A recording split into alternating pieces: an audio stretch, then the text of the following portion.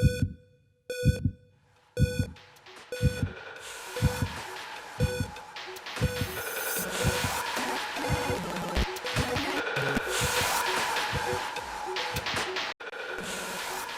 everyone, I'm Dr. Retro, and in this video I'm going to show you how to repair or fix a broken Nintendo 64 controller. This is one of the most common problems in the retro gaming world, and it's basically because of the design of the Nintendo 64 controller. If the controller gets used a lot, especially if it's in heavy-duty games like Mario Party where the controller gets twisted around a lot, this little stick just gets lame. This one isn't in horrible condition yet, it still functions, but as you can see it's already a bit loose. In worse conditions, these are just laying to the side, whatever. It doesn't work and it doesn't give any feedback to the controller. So what do you need to fix this is first, of course, a broken controller, then a replacement joystick, which you can buy at videogameworld.nl. That's where I got mine. And of course a screwdriver, and this is a Phillips head screwdriver with quite a pointy cross. So it's a very tiny screw that has that the Nintendo 64 controller has. So don't go trying it with blunt screwdrivers.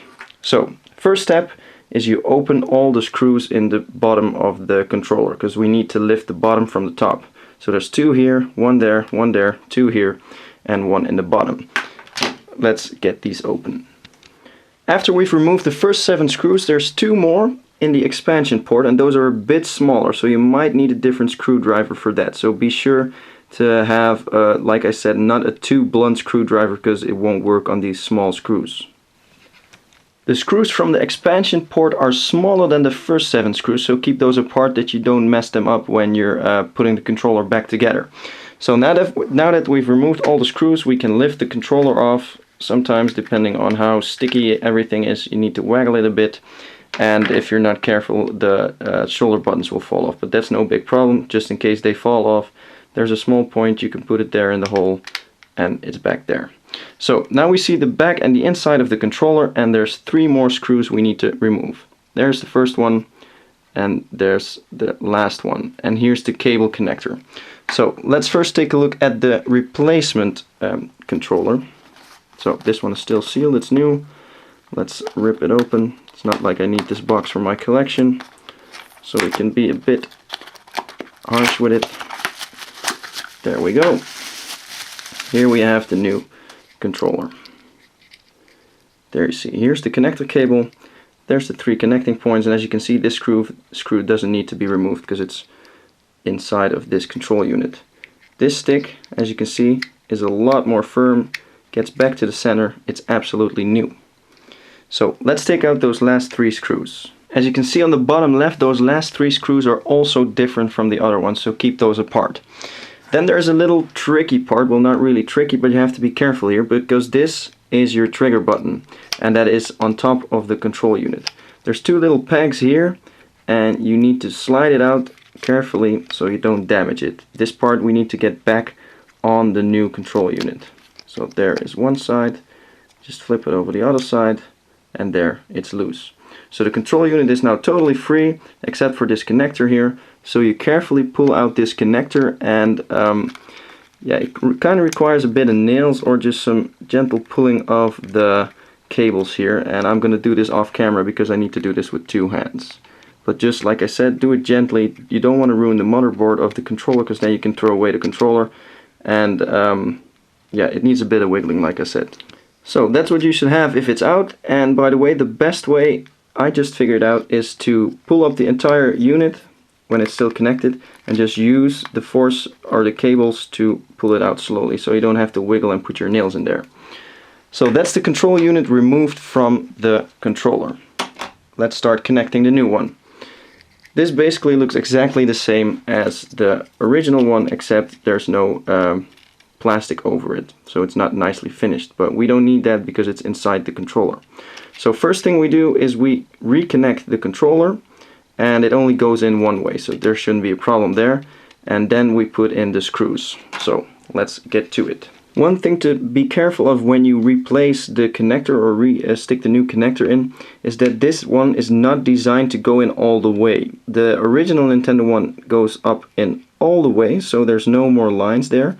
But this one, as you can see here on the small detail, it has a little bulge, and that prevents it from actually going all the way in. So don't force it or you might break it. Just put it in till it doesn't go any further, and then it's enough. So I've reconnected the screws, and it's time to put in the trigger again. So basically this is a little bit of handiwork because this thing is not glued to it or anything, and you have to make sure that this black dot is connecting with this circuit piece. So I'm trying to do this on camera here without messing it up. You have to slide it under instead of the little pegs that the original controller has. As you can see here, there's two little just little poles there. There's no pegs that the original one has, and you just slide it under, give it a bit of pressure, and there it sets. That's it. So now it's time to screw back on the main board. By the way, during the video I removed these shoulder buttons because they keep falling off. Don't forget to put them back in before you put the controller back together, because you will be missing your shoulder buttons. Before putting the cover back on, do one last check. Is everything in place? Is everything connected? Well, basically you only have to connect the stick, then put back the screws, put back the trigger button, and make sure your shoulder buttons are in there. Is everything in there? Then gently put back the cover, and if something falls out of place or doesn't feel right, just open it up again and start over. So now it's time to put the first two screws back in place, which are the small ones that go at the extension port. Once the first two screws are back in place, the shoulder buttons should feel like normal. If they do not feel normal, remove them, start over, because there's probably something wrong with the shoulder buttons.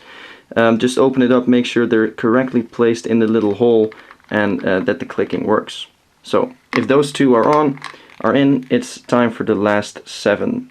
So it's the last 7 screws you have, and it's these 7 holes again that you remove the screws from at the start. While putting your screws in, it might be that the controller needs a little bit forcing to have everything click right into place. If it doesn't fit, don't over force it, because as you can see here in this transparent controller, the wires go really close to the screw part. So if the wire is over the hole and you just put a screw in or press really hard, you might damage the wires. Same goes for this part over here, where a wire can be under this hole. Be sure that you, when you close the controller, so when you put the cover on, that you make sure that the wires are not in the holes and that you're not crushing the wires. So now that all the screws are back in, we've reached the end of this tutorial video. As you can see, the new controller is nice, dead center, it's really sturdy. It flips right back to the middle, so it's 100% control again over your Nintendo 64 games. So that is how you repair or put in a new control stick in the Nintendo 64 joystick. I hope this was entertaining for you, or at least helped you to repair your Nintendo 64 controller. If you have any questions, feel free to reply. Also subscribe to me on facebook.com/drretromd, and of course to the channel. Hope to see you again next time. Thanks for watching. Bye bye.